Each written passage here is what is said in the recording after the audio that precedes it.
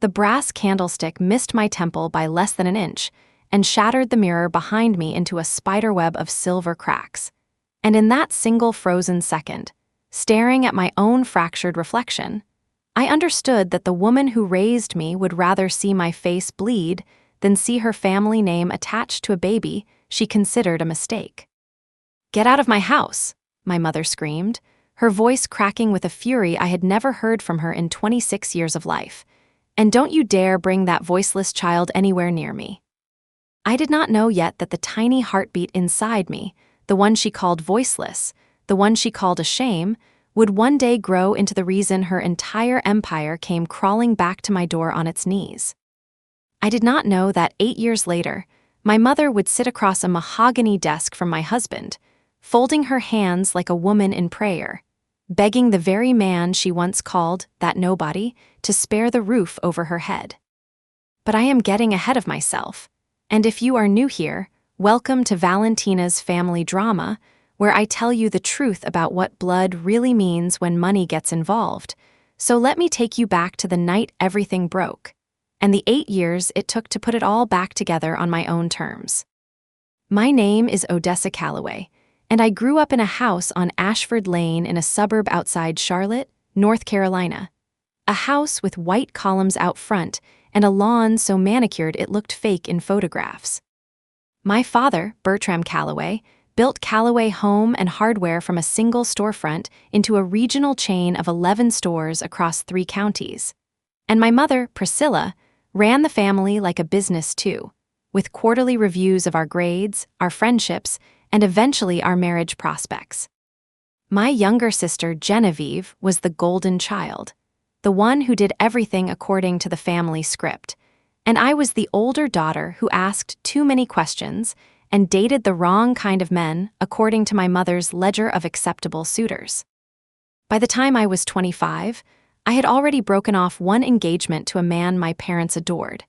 a dentist named Holt Ferris, whose family owned 3 practices in Mecklenburg County, because I realized somewhere around our second year together that I did not love him. I loved the idea of making my mother proud, and those are 2 very different things that I learned the hard way. It was 6 months after I called off that engagement that I met Julian Marsh at a coffee shop 2 blocks from the Calloway Home and Hardware flagship store, where he was sitting alone with a laptop covered in spreadsheets and a coffee that had gone cold an hour earlier. Julian was not from money. He had grown up in a 2-bedroom apartment in Gastonia with a single mother who cleaned office buildings at night, and he had put himself through community college and then a state university by working 2 jobs. And by the time I met him, he was 28 years old, working as a junior analyst at a small regional investment firm, and building something on the side that he would only describe to me as a long game. He was quiet in a way that made people underestimate him, and he listened to me the first night we talked for 4 hours the way no one in my family had ever listened to me, without an agenda, without grading my answers. I fell for him slowly and then all at once, the way you fall asleep, and within a year we were talking about a future together, even though I knew, somewhere in the back of my mind, that my mother would never approve of a man whose mother scrubbed toilets for a living, no matter how brilliant he was. I introduced Julian to my parents on a Sunday afternoon in March. Over dinner, my mother had clearly prepared as a performance rather than a welcome, with the good china out and a roast that had taken her all day, not because she was excited to meet him, but because appearances mattered more to Priscilla Calloway than almost anything else in this world. My father was polite but distant, the way he was with anyone who was not a customer or a Rotary Club member. My mother asked Julian exactly 4 questions that dinner: where his family was from, what his father did, where he went to college, and what his 5-year plan looked like. And when Julian answered honestly that his father had left when he was 3 and he had never really known him, I watched my mother's face close like a door. Later that night, after Julian had driven home, my mother sat me down in the kitchen and told me, in the calm, clipped voice she used when she wanted to sound reasonable while being anything, but that Julian Marsh was a nice enough young man. but that I was worth more than a life of struggling next to someone with no name behind him. I told her that Julian's name would mean something one day, and she laughed, actually laughed, a short dismissive sound that I still hear sometimes in my nightmares, and said, "Odess. Some people are born to build empires, and some people are born to clean up after the people who do. You need to decide which side of that line you want to raise a family on."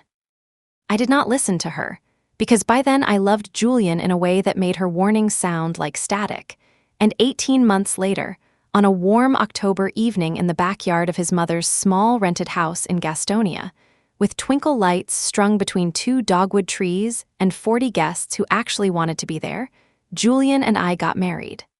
My parents did not come. My mother sent a card with a check for $200 and a note that read, "I hope you know what you're doing," which was, in Priscilla Calloway's language, the closest thing to a death sentence a relationship could receive. My father called me the week before the wedding and told me quietly that he loved me, but that he would not go against my mother, because in his words, "Your mother runs the house, Odessa, same as she helps run the business, and I am not about to cross her over this." Genevieve came to the wedding in secret, telling our parents she was staying at a friend's house that weekend, and she cried through the entire ceremony, and I remember thinking that at least one person in my family understood what I was choosing and why. For the first 2 years of our marriage, Julian and I lived in a 900-square-foot apartment above a laundromat, and I worked as a receptionist at a pediatric dental office, while Julian kept his day job at the investment firm and spent every night and weekend building his own small fund, starting with the savings of a handful of friends and family members who trusted him, including his mother's entire retirement account, which she handed over without hesitation because she said she had never in her life met anyone as careful with numbers as her son. We were not rich. We ate a lot of rice and beans those years, and I remember crying once in the parking lot of a grocery store because I had to put back a carton of strawberries to afford the rest of our cart. But I also remember laughing more in those 2 years than I had in the previous decade of my life, because for the first time I was building something with a partner instead of performing for an audience. It was in the 3rd year of our marriage that I found out I was pregnant, and I remember sitting on the edge of our second-hand bathtub with the test in my shaking hands, feeling a joy so enormous it scared me, because some old wound in me still expected that joy to be punished. I did not tell my parents right away. Julian and I talked about it and decided that regardless of the history, regardless of the wedding they skipped, this was still their first grandchild, and I owed it to the family, or maybe to some fantasy of the family I still carried in my chest, to give them the chance to be part of it. So on a Sunday in April, 7 weeks pregnant, I drove to Ashford Lane alone, because Julian offered to come, and I told him I needed to do this first conversation myself. And I sat my parents down in the same formal living room where they had once approved and disapproved of every man I ever brought home, and I told them I was going to have a baby. My father's face did something complicated, somewhere between fear and an old, buried tenderness, but before he could speak, my mother stood up from the love seat so fast that her wine glass tipped over onto the white carpet, and she started screaming. She said this was exactly what she had warned me about, that I had thrown my life away on a man with no family, no name, no future, and that now I was bringing a child into that same mess. A child who would grow up with nothing, a child, she said, using the words I will never forget as long as I live, who would have no voice in this world because his father never earned one. She called the baby voiceless before it even had a name, before it had a single breath in this world. And when I tried to argue with her, tried to defend Julian, tried to defend the child inside me, she grabbed the brass candlestick off the mantel, the one that had been her grandmother's, and she threw it at me with a strength I did not know a 58-year-old woman could have. It missed my head and shattered the antique mirror behind me, and in the silence after the crash, my father did not move, did not speak, did not step between us, and that silence told me everything I needed to know about where I stood in that house. "Get out of my house, and don't you dare bring that voiceless child anywhere near me," my mother said, breathing hard, her hands still shaking from the throw, and I remember standing there with glass glittering on the carpet around my feet. One hand pressed instinctively over my stomach as if I could shield a 7-week-old cluster of cells from words. And I looked at my father, silently begging him to say something, anything, and he looked away from me, out the window, at tea. He manicured lawn he was so proud of, and said nothing at all. I walked out of that house that day, and I did not go back for 8 years. Genevieve called me crying 2 days later, telling me that our mother had informed the entire extended family that I had chosen a stranger over my own blood, and that I was no longer welcome at Thanksgiving, Christmas, or any Calloway family gathering, and that if anyone reached out to me, they would be considered disloyal to the family as well. My Aunt Rita reached out once, quietly, to say she was sorry, and then never spoke to me again after my mother found out. My father sent one letter, 6 months after the candlestick, a short note that said only, "I'm sorry I didn't stop her. I hope the baby is healthy. Please don't tell your mother I wrote this." I kept that letter in a shoebox for years, and some nights I would take it out and read it and cry, not for what it said, but for how little it said, for how a father's love could be so real and so completely powerless at the same time. Julian held me the night I came home from Ashford Lane, covered in the memory of shattered glass, and he did not say a single bad word about my mother. Not that night, and not for years afterward, which is one of the things I have always loved most about him, that he never once made me choose between him and the family who had already made that choice for me. He simply said, "We're going to build something so solid that no one's opinion of us will ever be able to touch it again." And I remember thinking that sounded like the kind of thing people say in movies, a nice sentiment with no real teeth behind it. But I did not yet understand what kind of man I had married, or what kind of long game he had actually been playing since before I ever met him at that coffee shop with his cold coffee and his spreadsheets. Our daughter was born in November of that year, 3 weeks early, tiny and furious and perfect, and we named her Marisol after Julian's grandmother, a woman who had crossed into this country with nothing but a single suitcase and had raised 5 children on a laundress's wages. I called my father from the hospital, quietly, without my mother knowing, just to tell him he had a granddaughter and that she was healthy, and he cried on the phone, actual tears I could hear through the receiver, and he said, "I want to see her, Odessa, I want to so badly." But he never came, not that week, not that year, not for the first 4 years of Marisol's life, because my mother's word was law in that house, and my father, for all his quiet love, was a man who had never once in his life stood up to his wife, not even for his own grandchild. The years that followed were the hardest and, strangely, the happiest of my life at the same time. Julian left his job at the investment firm 18 months after Marisol was born, taking a leap that terrified me at the time, to run his small fund full-time, which he had named Marshland Capital, a name he chose, he told me, because it sounded unglamorous and unassuming, the kind of name no one important would ever bother paying attention to, which was exactly the point. We moved from the apartment above the laundromat into a modest 3-bedroom house in a working-class neighborhood on the other side of Charlotte from Ashford Lane, and I went back to school part-time to finish the accounting degree I had abandoned years earlier, when I was still trying to be the kind of daughter my mother wanted. The kind who married dentists and hosted garden parties instead of the kind who balanced ledgers and asked hard questions. Julian's fund grew slowly at first, then steadily, then, by the time Marisol turned 4, at a pace that even I, watching it happen from the inside, found almost unbelievable. He had a gift, not for flashy bets, but for finding companies and small regional businesses that were undervalued, over-leveraged, or mismanaged by owners who had grown complacent, and quietly acquiring stakes in the debt structures underneath them, buying up loans and notes at a discount from banks eager to offload risk, and then either restructuring those businesses into profitability or, in cases where the owners were too proud or too foolish to accept help, simply waiting patiently. The way a fisherman waits, for the moment when the debt would come due and the leverage would shift entirely into his hands.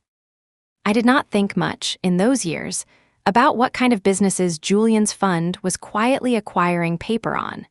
because I trusted him completely, and because I was busy raising Marisol, finishing my degree, and slowly building my own small bookkeeping practice on the side for local small businesses who could not afford a full accounting firm. It was actually my own client work that first brought Callaway Home and Hardware back into my orbit, though not directly, because in year 6 of my exile from my family, I did the books for a hardware supplier in Rock Hill that me. Disowned, in passing, over an invoice dispute, that Callaway Home and Hardware had fallen badly behind on payments across the board, expanding too aggressively into 4 new stores right before a downturn in the housing market crushed their margins, and that the chain was rumored to be drowning in debt from an aggressive expansion loan they had taken out through a regional bank 3 years earlier. I remember feeling a strange, cold flicker of something when I heard that, not quite satisfaction, because I still loved my father in some complicated, wounded way,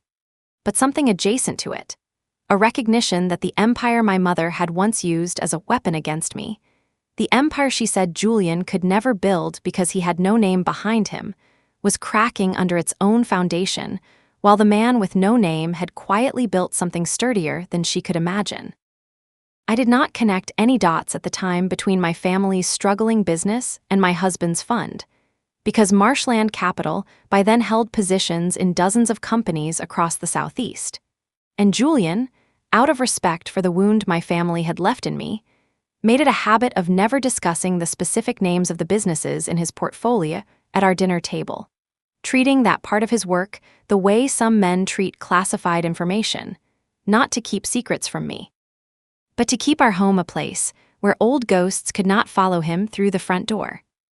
It was not until year 7, over a glass of wine on a Tuesday night after Marisol had gone to bed, that Julian finally told me, in the careful, deliberate way he told me anything important, that Marshland Capital had, 18 months earlier, acquired the controlling position in the syndicated debt of Callaway Home and Hardware, purchasing the notes at a steep discount from the regional bank that had originally financed my father's expansion. A bank that wanted the risk off its books after 2 consecutive quarters of missed interest payments from my father's company. I remember sitting very still on our couch, the wine glass forgotten in my hand, staring at my husband while a strange vertigo moved through my chest. Because for a moment I could not tell if I was angry or relieved or simply stunned by the size of the coincidence, except that Julian gently corrected me when I called it a coincidence, and told me, with the same calm honesty he had shown my mother across that dinner table 9 years earlier, that it had not been a coincidence at all.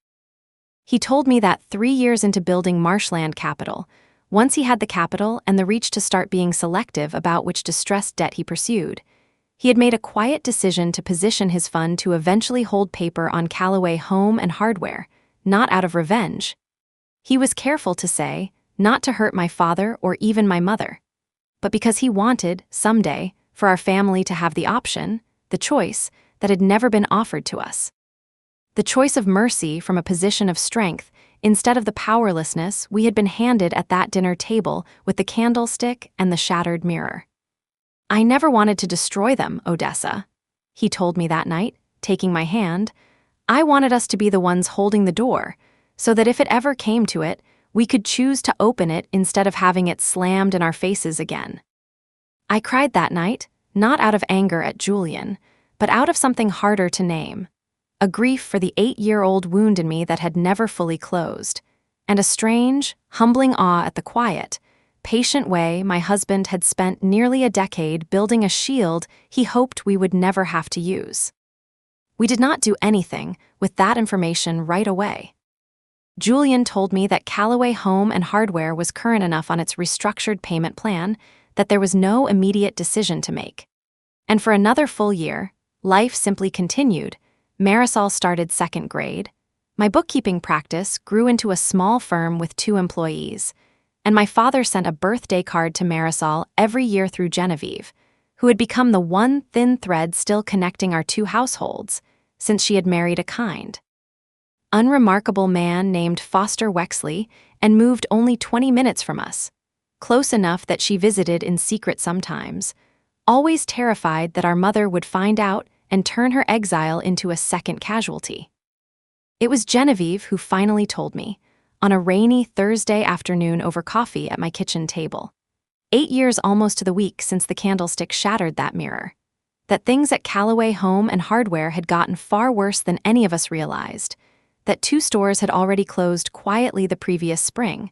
that my father's hair had gone fully white in 18 months, and that our mother, for the first time in Genevieve's entire life, had started crying in front of other people. Something Priscilla Callaway had always considered a mortal weakness. 3 weeks after that conversation with Genevieve, a letter arrived at Marshland Capital's offices, addressed formally to the fund's managing partner. And it was not until the letter had already been logged, scanned, and routed through 2 junior associates that Julian's assistant, a sharp young woman named Delphine who had worked for him for 4 years and knew our family history in broad strokes, recognized the name on the letterhead and personally walked it into Julian's office instead of simply forwarding it electronically. The letter was signed by both my father and my mother, on the official Callaway Home and Hardware stationery, the same cream-colored stationery with the embossed green logo that used to sit in a drawer of the desk in that formal living room on Ashford Lane. And it requested, in the careful, formal language of people trying very hard not to sound desperate while being entirely desperate, a meeting to discuss flexibility in the current repayment structure given recent operational challenges, which was, translated out of business language, a begging letter dressed up in a suit and tie. Julian did not open that letter fully, or rather, he read it once, closed it, and drove straight home from his office at 2 in the afternoon on a workday, something he had done perhaps 3 times in the entire 9 years I had known him, because he told me later that the moment he saw the Callaway name on that letterhead, he knew this was not a decision he had any right to make alone. He walked into our kitchen where I was helping Marisol, then 8 years old, with a school project about the water cycle, and he set the envelope on the counter and said only, "I think you need to see this before I read the rest of it," and something in his voice made my hands go cold before I even picked it up. I remember reading my mother's signature at the bottom of that letter, the same signature that used to sign permission slips and report cards and the annulment paperwork for my broken engagement to Holt Ferris, and feeling the entire architecture of the last 8 years rearrange itself in my chest in the span of about 4 seconds. I sent Marisol to finish her project with a movie playing in the next room, and Julian and I sat at our kitchen table and read the full letter together, twice. And it detailed, in language clearly drafted by a lawyer trying to sound sympathetic on behalf of clients who had run out of other options, that Callaway Home and Hardware was facing imminent default on its restructured notes, that 3 additional stores would need to close within 60 days without some form of forbearance, that nearly 40 employees, some of whom had worked for my father for over 15 years, would lose their jobs, and that my parents were requesting, essentially, an audience with the fund that now held their fate in its hands, an audience they clearly had no idea was going to be with their own daughter's husband. Julian looked at me across that kitchen table, his face open and steady in the way it always was when something mattered enormously to him, and he said, "This is your call, Odessa. Whatever you decide, I will do. If you want to let it fall apart exactly the way it's headed, I will not lift a finger to stop it, and if you want to save it, I will find a way to save it. But I am not making this decision without you, because it was never really my fight to begin with." And then he did something that I think about all the time, even now, years later, because it was such a small gesture, and it told me everything about the kind of man I had chosen over my mother's approval. He slid the letter across the table to me, physically handed it into my hands, and said, "You decide what kind of family we're going to be." I sat with that letter for 3 days before I answered it. I did not tell my parents I had it, and Julian, true to his word, did not act on it either, leaving Callaway Home and Hardware's account in exactly the same status it had held for the past year, neither advancing the foreclosure process nor granting any relief, simply frozen, waiting on me. I spent those 3 days remembering things I had tried very hard not to remember for 8 years. The sound of the candlestick hitting the mirror, the word voiceless, the silence from my father as I stood there bleeding from words instead of glass, the 8 birthdays Marisol had that my grandparents never attended, the wedding they skipped, the 6 months it took my father to even acknowledge his granddaughter existed. And against all of that, I also found myself remembering things I had buried even deeper. My father teaching me to ride a bike in the driveway on Ashford Lane before any of this began, my mother, in a rare unguarded moment when I was 12, sitting up with me all night when I had the flu, humming a song her own mother used to hum to her. People are never only the worst thing they ever did to you, even when the worst thing they did to you was very, very bad. And I think that complexity was the hardest part of those 3 days, harder than any anger, because anger is simple and grief is not. On the 4th day, I called Genevieve and told her everything, the letter, the fund, Julian, all 9 years of a truth she had never known. And she cried so hard on the phone that Foster had to take it from her for a few minutes. And when she came back on the line, she said something that helped me more than she probably ever realized. She said, "Odessa, you don't owe them mercy. But you're allowed to give it anyway if it's what you actually want, not because you're scared of what happens if you don't." I decided, that afternoon, that I would go see my parents myself. Alone, for the first time in 8 years, not to negotiate on Julian's behalf, but to look my mother in the eye one more time before I decided what kind of daughter, and what kind of person, I actually wanted to be on the other side of this. I drove to Ashford Lane on a Saturday morning in October,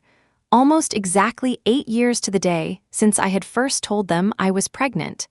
and the house looked smaller than I remembered, the white columns needing a fresh coat of paint, the lawn less manicured than the memory I had carried of it for nearly a decade. My father answered the door, and when he saw me standing there, this man who had once let his wife throw a candlestick at his pregnant daughter without saying a single word in her defense, he simply broke, right there in the doorway, sobbing in a way I had genuinely never seen from him in my entire life, and he pulled me into a hug so tight it nearly hurt, whispering, "I'm sorry, I'm sorry. I'm so sorry," over and over into my hair like a man finally allowed to say something he had been holding in a locked room for 8 years. My mother came to the doorway behind him, and for the first time in my memory, Priscilla Calloway looked old, not just aged, but tired in a way that had nothing to do with years and everything to do with the weight of watching everything she had built slip through her fingers. We sat in that same formal living room, the mirror long since replaced with a different one, and I noticed she had never rehung anything above the mantel where the candlestick used to sit. I told them calmly that I knew about the letter, that I knew exactly who held the debt on Calloway Home and Hardware, and I watched my mother's face go through an entire lifetime of emotions in about 10 seconds. Confusion, then dawning horror, then something that looked almost like shame, an expression I do not think I had ever once seen on her face before that morning. "Marshland Capital," she whispered. That's your husband's fund?" And I nodded, and told her that Julian had held the paper on their business for nearly 2 years, quietly, without ever using it, without ever even mentioning their name to me until he had no other choice.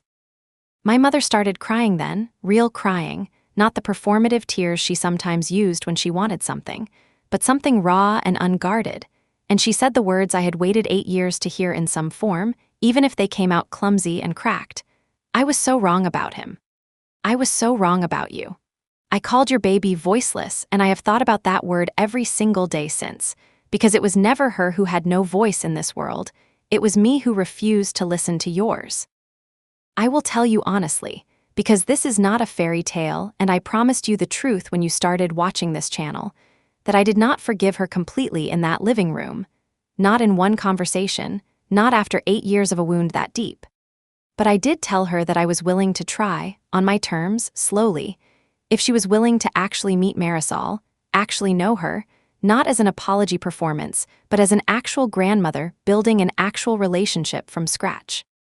My father asked, quietly, almost afraid to ask, what would happen to the business, and I told him honestly that it was not my decision to make. It was Julian's, as the fund's managing partner,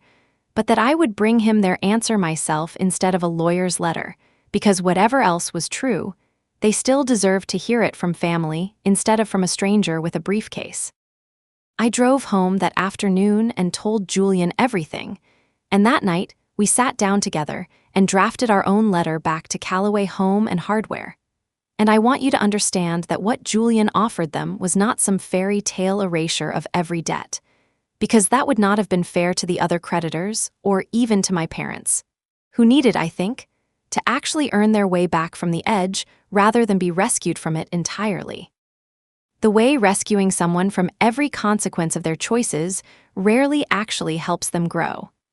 Instead, Marshland Capital restructured the remaining debt over a longer term at a significant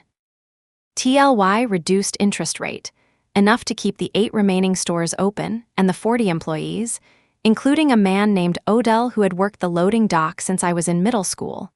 employed, but it required my father to bring in an outside operations consultant, someone with real retail turnaround experience, to fix the inventory and staffing problems that had caused the crisis in the first place, because Julian believed, and I agreed. That mercy without accountability just delays the next collapse. My mother sent a card 2 weeks after the papers were signed, a small, simple card, not the cream-colored stationery with the embossed logo, just an ordinary card from a drugstore, and inside she had written only one line, "Thank you for teaching me what I never taught you. I would like to meet my granddaughter, if you'll let me." I sat with that card for a long time before I answered it, and eventually I did let her, slowly, carefully, with boundaries I had never been allowed to set as a younger woman in that house, boundaries she, remarkably, respected, because I think some part of her finally understood, standing on the other side of nearly losing everything, exactly what it costs a person to lose their family over pride. It has been almost a year now since that letter arrived on Marshland Capital's stationery, and Marisol knows her grandparents now, cautiously, in small visits that grow a little longer each time, and my father cries every single time he sees her, which she finds both confusing and, I think, secretly delightful, the way children delight in being loved without fully understanding why. My mother has never thrown anything at anyone since that day, as far as I know, and she has never again used the word voiceless in my presence, though I noticed, the last time we visited, that she has hung a small framed photograph of Marisol's birth announcement in that same formal living room, right above the mantel, in the exact spot where a shattered mirror used to hang. I do not know if I have fully forgiven my mother, and I am not sure forgiveness is even the right word for whatever this slow, careful rebuilding actually is. But I know that Julian never once, in 9 years, asked me to hate my family on his behalf, and he never once used the power he built to punish them the way they once tried to punish us, and I think that is the real ending to this story. Not that the nobody with no name behind him became rich enough to save the empire that once called him unworthy, but that he became exactly the kind of man who could have destroyed them completely, and chose, instead, to hand his wife a letter and say, "You decide what kind of family we're going to be." If this story moved you, if you have ever been the daughter, or the mother, or the person standing in a doorway wondering whether pride is worth more than family, tell me in the comments below, and do not forget to subscribe to Valentina's Family Drama for more true stories of betrayal, resilience, and the families we choose to rebuild. Thank you for listening, and I will see you in the next story.